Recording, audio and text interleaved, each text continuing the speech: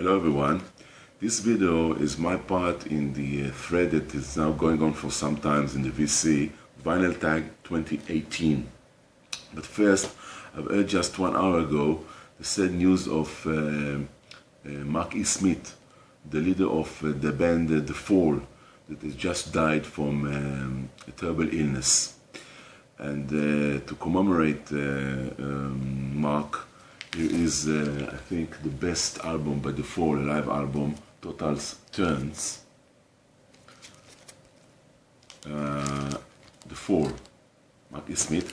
And I have also a program from a show that I've been in London in, I think, 1988.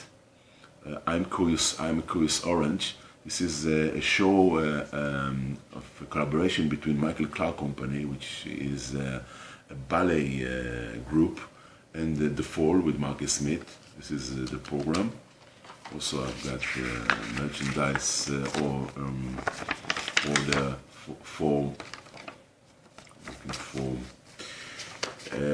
this was from 1988 in Sadler's Wells in London. And also I have the album from that time, The Friends Experience by The Fall. And here is the late Mark E. Smith, rest in peace. And lastly, I have a ticket from a show, a gig in Tel Aviv in the Roxanne Club from 9th of October 1990. The Fall Roxanne Club, for the memory of Mark E. Smith, the leader of the band The Fall.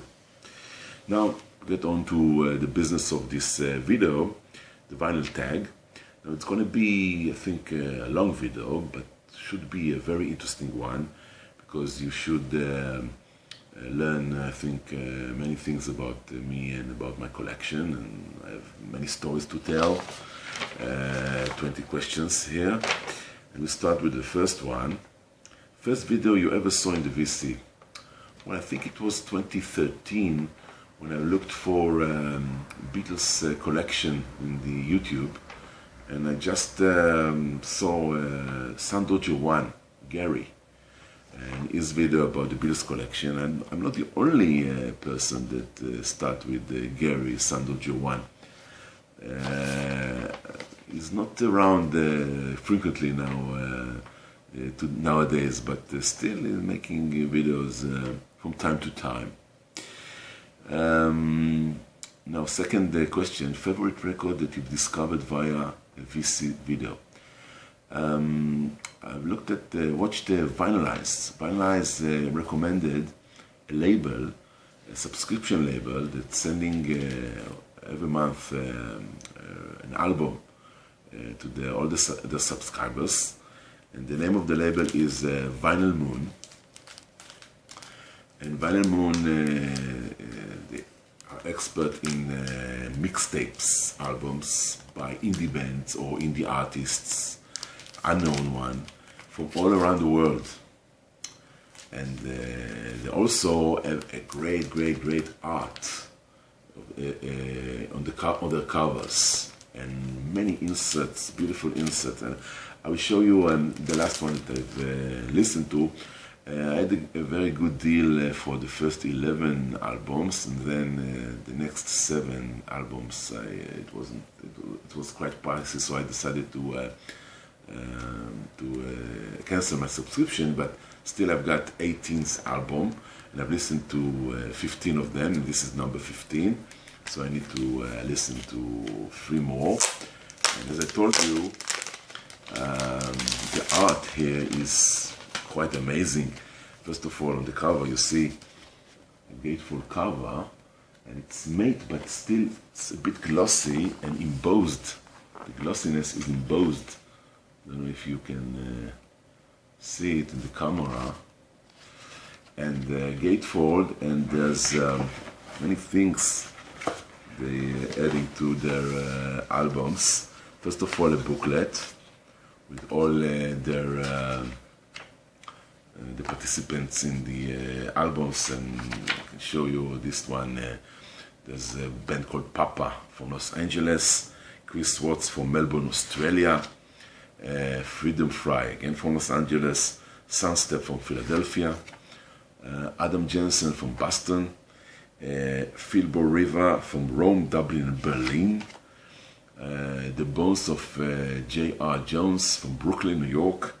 Sharko from Brussels, Belgium. Brothers from the United States. And Trada from Tokyo, Japan.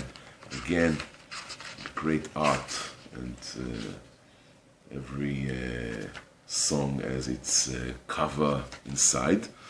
And they also add a poster to this volume, this pressing.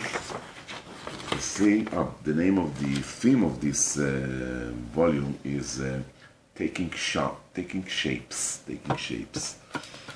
It's a girl and a boy, or a guy and a girl, and this kind of thing. And as I showed you before, the gatefold, the inside gatefold is dedicated to all the songs. Every song has its painting, has its thing. Vinyl Moon recommended, but pricey. Okay, next question. Next question is free. What are your other hobbies? Well, if you've seen my other videos, probably you've seen that I like traveling. I've been to many places, mainly in Europe, and mainly in England, and mainly in London, and also in the United States. But London is my preferred place. I call it my second home. I've been there almost 40 times now. Anyway, I also like to watch football. Well, it's not for the Americans, it's not the American football, it's soccer. And I watch local football here in Israel, and mainly the Premier League in England.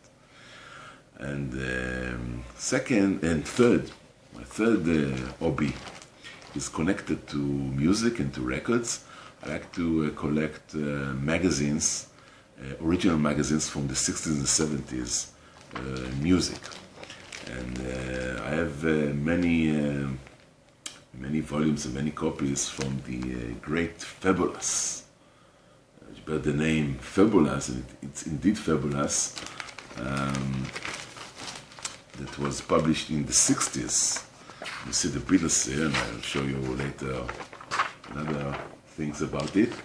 You see many things from the 60s and many posters inside.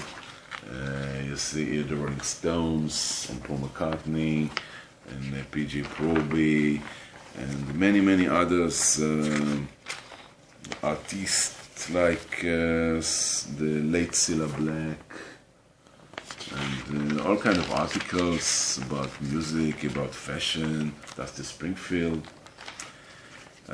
Fabulous. I like to collect magazines, original magazines. I have many from England, from the United States, from Israel. This is question number 3. Now, for question number 4, why did you start to collect? Well, very difficult question, because I've been acquiring records from the 70s when I was a young guy, young lad, age 13, I think, 1974, 75. And I bought record because it was the way to listen to your favorite songs, to favorite artists. And the radio not all the time broadcast what you liked. And this is one of my first albums that I bought, the Walker Brothers. And of course I bought the Beatles. But the Walker Brothers is of course a very nice cover, one of my favorite cover ever. How can you not like Scott Walker and Scott Angel, I think the name of the other guy. So I started to listen to music, But then in the early 80s, when I've been to Europe, I've been to England, I've encountered the collection scene there that I wasn't aware of. I had me and my friend that visiting England. We had an English friend there, and he took us to a record fair for the first time. And we were struck by the vast collection they had there in the record variety there. And then I think I started to collect records as a collector. And this is one of the albums that I bought in this fair. It's the album by the Stranglers, The Raven. And it's a very special one because the cover is a 3D one. It's like the Satanic Majesties by the Rolling Stones. It's of course from the early 80s by the Stranglers, The Raven. Next question, number 5. Do you play an instrument or are you in a band? Simple answer, no, unfortunately. 6. Ever work in a record store? Well, the answer is yes. Back in summer 1977, between my being in the high school, it was a vacation in July and August. Well, I'd been 1 month in a record store in Tel Aviv, and I was standing in the middle of the store, and 4 turntables, gramophones were around me, and I put the record to people that want to listen to record before they decided to buy them. So I put every record on the turntable. 1977, not a great records that there were in Israel back then. I remember, well, a classic one, but not. I don't think they were for me, like Hotel California by the Eagles, and Boney M, and all kinds of discos. The charts, Tina Charles and Gloria Gaynor, whatever. But the funny thing is that I took my salary after this month from the owner of the store by getting records. So they probably profit for my being there double, because I think they got the records very cheap. And one of them still remain in my possession. It's none other than Kojak, Telly Savalas, Israeli-made album with the hit If. I think Bread was the original one. This is Telly with probably the producer or the arranger of this album, the late Telly Savalas Kojak. I remember it from the series, New York. Next question. Favorite album from the year you were born? Well, I was born in 1961. Not a very good year for music, I think, before pre-Beatles, of course.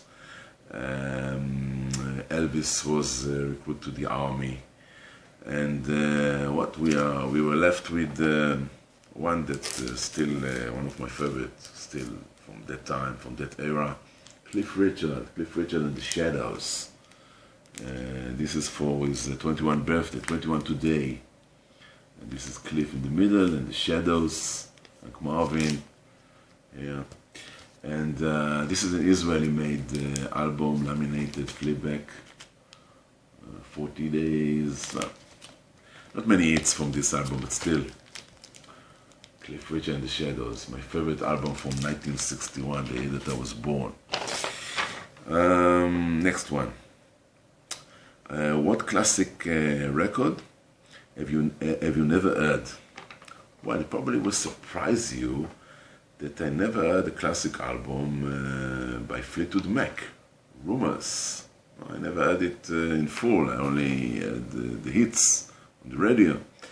I do have their predecessor, their follow-up, Tusk, which is a double album. This is an original one that I bought back in 1979. Still there's a sticker of import in Hebrew to import to Israel. And it's still in shrink wrap from the United States. I opened it to listen to it. It's a double album, as you might know. But Rumors, I haven't heard yet. Well. Next question is, show a guilty pleasure record. I don't think I have a guilty pleasure. I think I like almost all my records that I play. If I don't like a thing or two, I'm selling it or replace it or swap it, whatever. But there are, artists that are not considered highly by the public, by the rock fans or the pop fans or whatever, or the music fans. One of them is this guy. Who is it? Gary Dorsey. Who is Gary Dorsey? See back. Who is Gary Dorsey? Engelbert Humperdinck. Well, many people not considering Engelbert Humperdinck highly great singer. Some is considered a crooner. You know that he was in gigs with Jimi Hendrix back in the 60s. Anyway, I like Engelbert Humperdinck. This is his first, I think, effort, and it's an Israeli-made EP. You can see here at the back, Cliff Richard, another Israeli EP. The Beatles, very sought-after revolution, and Hey Jude. And The Scaffold, the brother of Paul McCartney, Mike McGear, with the trio, The Scaffold. Gary Dorsey is Engelbert Humperdinck, my guilty pleasure. Next. Guilty pleasure, strangest record. Well, I have, I think, lots of strange records. You can consider many of my records strange or weird. So I chose the one of my recent one that I've got. This guy is an American guy by the name of John Valby. John Valby. You can see is the sleeves of this cover. And the name of this album is Give Me Dirt or Give Me Death. Very sleazy cover and name. And if I'll read you the name of the songs, and I'm not going to read you all the songs because probably YouTube gonna delete my video. Candy Bar Poem, Three Blind Crabs, Shithouse Blue 3, Leprosy, Yank My Doodle, Ayatollah Khomeini, Yaya, Roll Your Leg Over, that's Big Lil and Yukon Pit, End of the Month, Bruncey or Brunkle Bill, and Ayatollah Poem. Well, Ayatollah Khomeini was very popular back in 1980 when this strange album by John Valby was made. Ayatollah Khomeini, 1980 in Iran. Show a picture disc. I decided to show you this picture disc. Well, it's a picture disc, believe you me. This picture disc is by the Israeli band by the name of the Churches. I've showed the Churches albums back in previous videos. This one is, I think, from 2 years ago, a picture disc that was made of their very desired, very expensive, very highly regarded in the world psychedelic album debut, Woman Case. This is the name of the album by the Churchills. This is a picture disc. Now, I have a connection to this one because the company that manufactured this album, as I told you just recently, used my cover because it's a very sought after album that not many people in the world has. And this is the original one, the one that is so valuable. I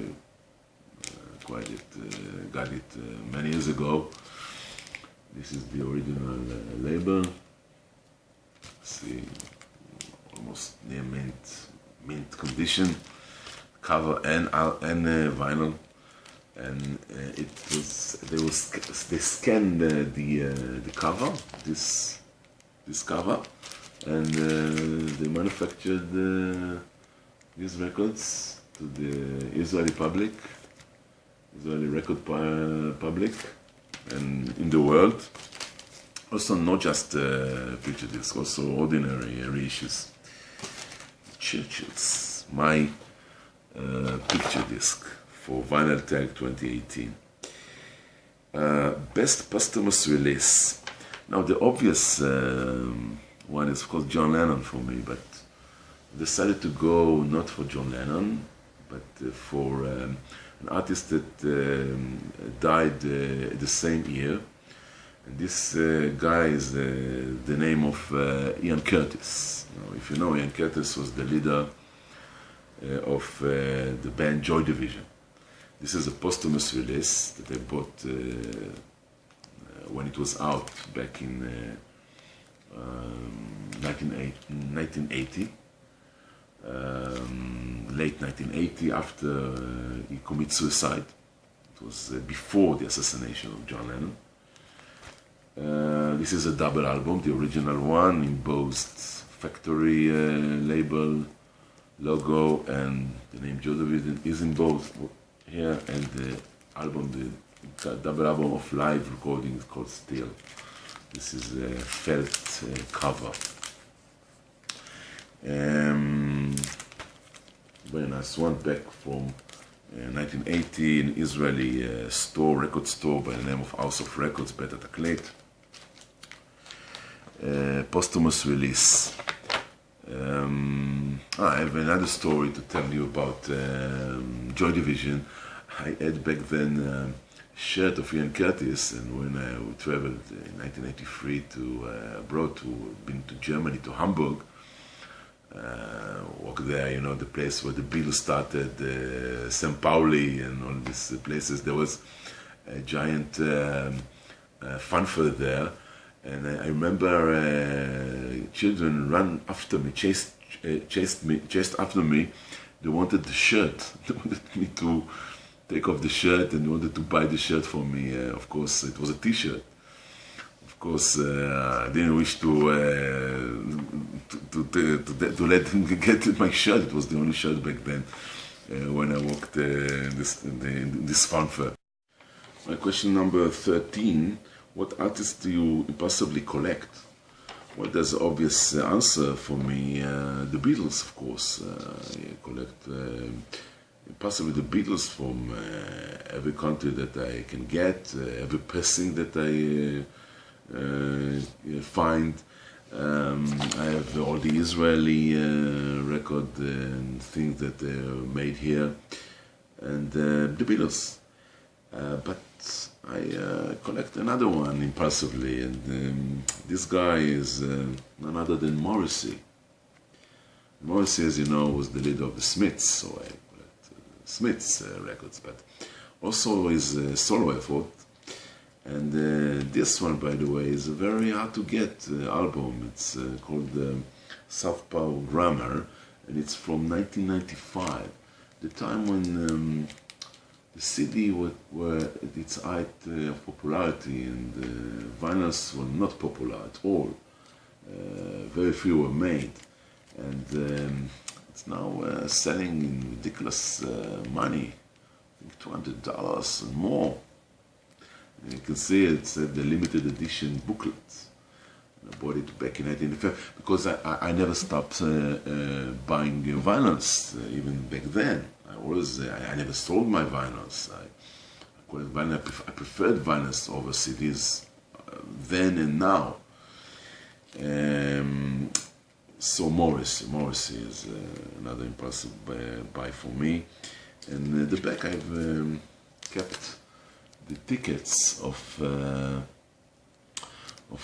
gig of Morrissey, but if you can look carefully, you can see David Bowie. David Bowie was the main attraction for this gig, and Morrissey was the support. In 1995, back in London in Wembley Arena, me and my wife went to see Morrissey, and we've seen David Bowie as the main act.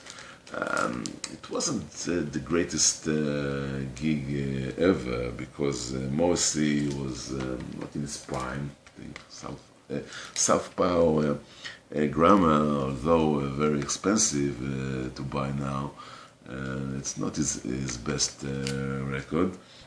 And David Bowie had back then again not a very good one. Outside it was called, and he sang most of this album, and the other songs, 5 songs other than the songs from the outside, were from the lesser known songs from others albums. David Bowie, the late David Bowie, and Morrissey is still going strong. I have the new one that he's just put out. Very good one. Morrissey. Next question. Best blind buy. Best blind buy? Well, I don't know if I can call it blind. Well, yes, it's a bit blind buy. Back in 1983, when I was in England, I bought this, let's say it's EP, 12-inch EP, by a new band called the Style Council, à Paris. Now, of course, I knew that this is Paul Weller from the Jam, but I didn't knew back then that it wasn't in the style of the Jam, so it was a blind buy for me. But look at the cover, the Eiffel Tower from Paris, and his clothing, you know, and the mods fashion, and here's the back. And something that I like. I like the all the fashion here and the art things here. You see again the Eiffel Tower, and a song by the name of the Paris March, Le Depart, and of course Long Hot Summer. The songs are great. It's a blind buy that starts between me and the Style Council, romance all along the 80s. Yeah, I like Style Council very much. This is kind of a blind buy for me back then. Question number 15. A blind spot artist. So I don't really understand what the questions mean, so I don't have an answer for this question. So, go to question number 16. Your favorite album cover. The previous cover was a very good album cover, or not album, but a record cover. But I think I've shown you in the Mr. Mayo video, that 5,000 subscription for Mr. Mayo. I've showed you this album. It's of course the Beatles, the Israeli-made album, The Beatles in Italy, and just in Israel it was, you know, the cover of the Champagne. This is an original one, almost mint condition, mint minus condition. The Yellow Parlophone. What a great cover, the Beatles in Italy. And just to show you, if you remember the Fabulous that I showed before, it's from this session with the Champagne. Fabulous made this photo session, and in one of their magazine there was the same photo. So this is from Fabulous. And the Israelis took it from the Italian albums, but it was all taken from the fabulous magazine, the Beatles. A musician you've met. A musician I've met, I'm looking at my wall, and I'll stop the camera now, just to show you. Yes, this is the musician that I met, none other than Sir Paul James McCartney, back in 2008 when he was in Israel. And you can see in the large picturesque photo, Paul and the bodyguard in the middle, and I am in the red shirt, different red shirt that I'm wearing now. And in the smaller picture, you can see him signing the autograph that I don't know if you can see. There's an autograph here,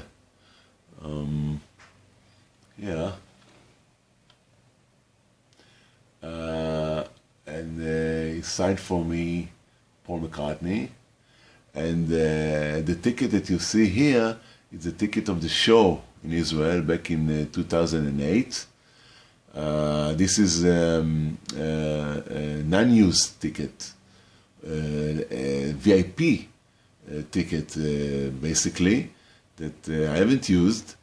I used an ordinary ticket because I stood, in front of the stage, and but of course the main thing here is the meeting between me and Paul McCartney, which was taken in the hotel at the the back side of the hotel, when he was going out with his girlfriend for dinner in Jaffa near Tel Aviv, and we just stood there, me and two friends of mine, and all the other were paparazzi photographer that pictured the scene, and from them I took the picture, and of course I enlarged it to the stand, and I frame it with all the other things here, the signature, the autograph, of course, and the ticket. And I met Paul McCartney, and then we spoke for 5 minutes. 5 minutes. Paul is a very, very nice guy, of course. Now there's another artist that I met personally, but she is definitely lesser known than Sir Paul McCartney. But still, I like her very much. She's a female artist. She's in a duo by the name of Swing Out Sister. Her name is Corinne Drury, and I met her back in 2012, I think so, when I've seen it again with my wife in London, in Islington Town Hall. And before the show, there were tables there, and she sat with her mother, and we've sat just beside them and started to talk. And for me, it was a great event to meet some kind of idol of mine. I like Swing Out Sister very much, and Corinne Drury, she's considered still a very great soul and jazz and pop artist. And it's now the last effort, the last album they made, they will only make on CD, unfortunately, and on the internet. You can download it. Almost Persuaded. It's got great reviews on the internet. Almost Persuaded. It's a great album, and you can see here there's the autographs of Corinne Drury and Andy. Andy is the guy. This is Corinne. Swing Out Sister. I met her personally, again with Paul McCartney also. Now the next question. Show a record with sentimental value. Well, I have one, and it's this one. Billy Bragg, Greetings to the New Brunette, specially edited 6-track EP. Why it is sentimental for me? Because if you know the song, Greetings to the New Brunette, it's talking about, singing about Shirley. And Shirley is the name of my daughter. My elder daughter, Shirley, she's now 22, going to 23, going next to university, planning a tour to Japan. And the name Shirley, there's in Hebrew translated to Shirley. Shir is a song, Li is for me, a song for me. But also we took it from this song, which is politically a bit. Billy Bragg is a very political minded, but still Shirley. She's not brunette, my daughter. She's half red, half blonde. Anyway, a very sentimental record for me. The name of my daughter that we thought about it, me and my wife, before she was born. Greetings to the New Brunette by Billy Bragg. Your favorite album no one else seems to know about. Well, there are some things here. First of all, it's not an album, it's a 4-track 10-inch, which is basically, you can see, a demonstration record. Demonstration record by the Israel Record Service. It's written here in a pen, in red pen, the Blue Stars of Israel. Israel, of course, is a mistake, missing the E. And it's bar mitzvah songs, but there's nothing this side. 4 songs here for the Blue Stars. Blue Stars were a beat band from the 60s in Israel. It is highly regarded and highly sought after. And these 4 songs are not available anywhere. So no one knows about it, probably. No one knows. It wasn't made commercially. And there's, of course, many people here in Israel searching for beat groups and other things like it. But full album that no one probably knows, again from the 80s, Swan's Way, The Fugitive Kind. I think in the mold of Swing Out Sister, the same era, mid-80s, jazz, cool, pop, new wave, soul. The Fugitive Kind, Swan's Way, very, very soul-y, Morphin soul. We are getting to the end and to the last question of Vinyl Tag 2018. Favorite album out of genre that you don't know well? I think classical music I don't really know well. Well, I know all the famous one from, let's say, 9th Symphony or 5th Symphony of Beethoven, or Mozart, the famous Mozart composition, and Bach. But mainly it's not my genre, let's say. But still, I have this one that I like very much back in the days, and the Smetana is the compositor, and the Moldau. Now, the Moldau, Smetana was a Czechoslovakian composer, and the Moldau known as the basic tune of the Israeli hymn, Atikva. Richard Tucker is an American Jewish singer, sing Atikva, the hope, the Israeli hymn. And I think it's an appropriate way to end the Vinyl Tag 2018 for me. I hope you've enjoyed this long video. You learn things about me and my collection, and I will see you next time in the next video. Bye bye to everyone.